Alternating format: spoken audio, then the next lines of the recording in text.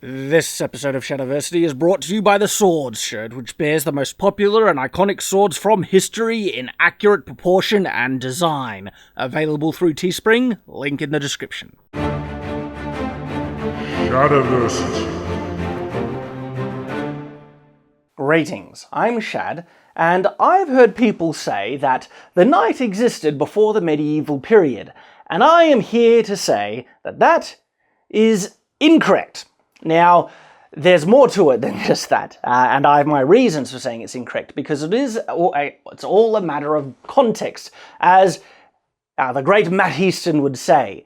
You see, the concept of a knight is something that has evolved throughout the ages. It still exists today, but of course, the current version of knight is something grossly different to what it was in the past. So, to begin, I will simply ask you, when you hear the word knight, what do you think of when you hear that word?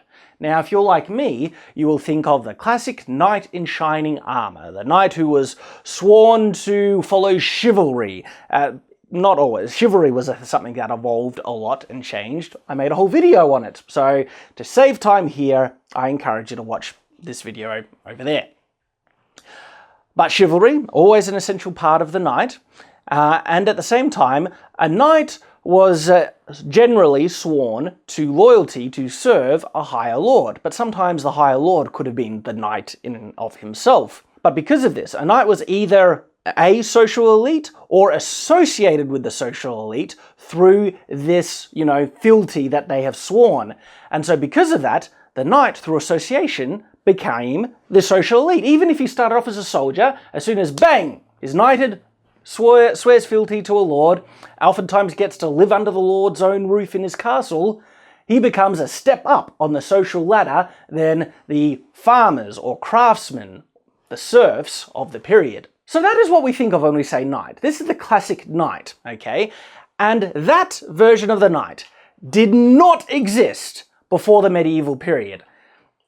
Context, okay? There are equivalents, close equivalents, not exact, that you can draw in other cultures, like the samurai. There's a lot of parallels that you can draw between the samurai and the knight. Another earlier kind of parallel to the medieval knight were the 12 peers of Charlemagne's court, more commonly known as paladins. And yes, this is actually the historical origin of the concept of a paladin, and essentially, in function, very equivalent to the medieval knight, and this is where the connection really came from. They were warriors who had sworn fealty, and of course it wasn't called fealty back then. This is way back in the late 8th century, early 9th century we're talking about, which is technically pre-medieval times. But they had sworn loyalty to Charlemagne and received certain social privileges by association. And they were full-time warriors, okay? Soldiers through and through. They were the foremost warriors of Charlemagne's court. Sounds very much like knights, doesn't it? Does that mean that knights existed before the medieval period?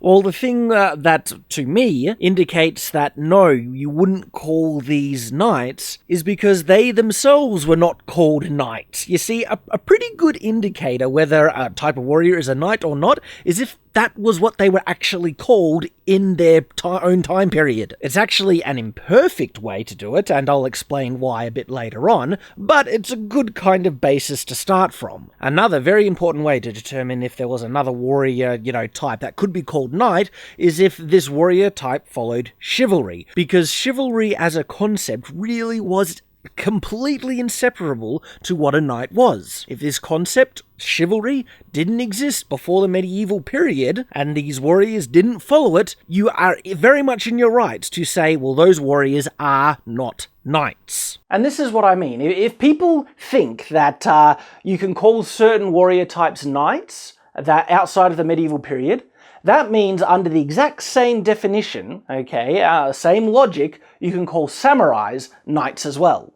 Why don't we? Well, because they already have a name for that type of warrior. They're called samurai.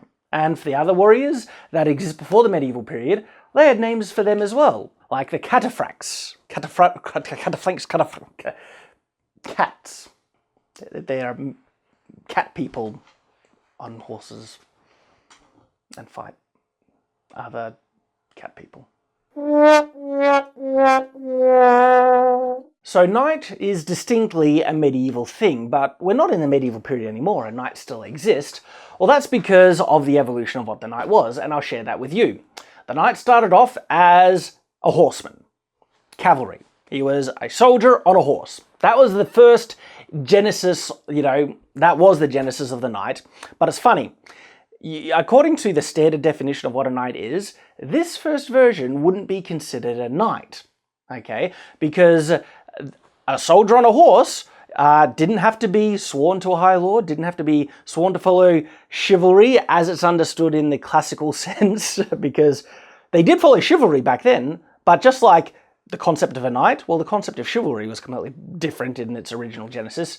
And it's funny, in the original version of chivalry, you couldn't separate chivalry from being a horseman, because that's what it meant. Chivalry was horse soldiering. The word for a knight, but the horseman in French was chevalier.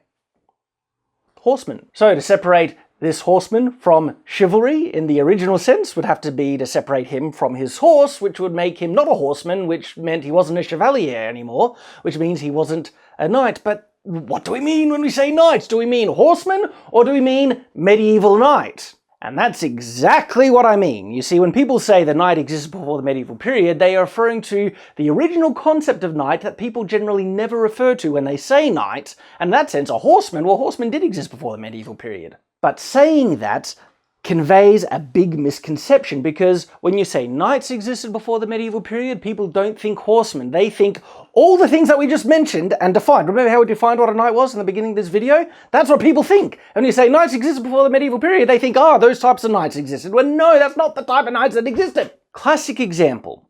The Norman knights. When people generally think of the genesis or the origin of the knight, we, and I myself included, think to the Norman knight, because this is where cavalry started to really play a major role on the battlefield of the medieval period. But to get cavalry up and running, that takes a lot of resources. Horses need to be trained. They're skittish animals by nature, and so it takes a lot of training to get a horse to, do what needs to be done in an actual battlefield. So that alone is going to take a lot of time. And then the armaments and stuff like that you would want anyway, on top of training a horse and then just maintaining. You got to feed the thing and take care of it. That takes resources. Now, if a guy had his own farm, you could probably raise it up, but having the technical expertise of actually training a war horse would probably be beyond most, medieval farmers of the period. But it's easy to understand that fielding, significant units of cavalry was an achievement beyond the reach of most medieval people. But for the rich, they could do it. And so once they get the horses, they would hire men, but they want these men to be loyal, okay? Because it's, kind of their money that they're investing in this. And so this is where we start to see an evolution in chivalry. Because chivalry, yes, at first meant horsemen, but for the lord who these, soldiers are now serving, he wants them to do what he says. So instilling the concept of loyalty is very, very important. And if there was any, ideal that was carried over through most versions of chivalry, because chivalry, if you watch my video, is a very fluid, subjective thing. But if there was one thing that stuck with chivalry most of all, that was loyalty. Now, as soon as we have this higher ideal, okay, that when chivalry starts to, move away from just being a good horseman to being a good soldier to whomever you're serving, we automatically move away from this original genesis of the knight. And we actually start to move into what we classically understand as the knight, which was a thing that didn't exist in the Norman invasion or before the medieval period. That is why it's actually far more accurate, if technically incorrect, if you really got down to the minutiae, right? But it's more accurate and conveys more truth if you were to say knights did not exist before the medieval period. Isn't that interesting? So, that's what I wanted to share, okay?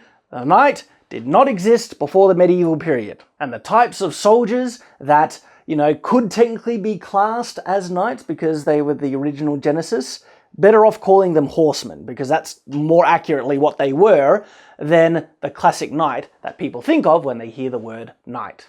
It's just a matter of being as accurate and conveying the most truth in the words that we say. Thank you for watching, I hope you've enjoyed. I hope to see you again, and until then, farewell.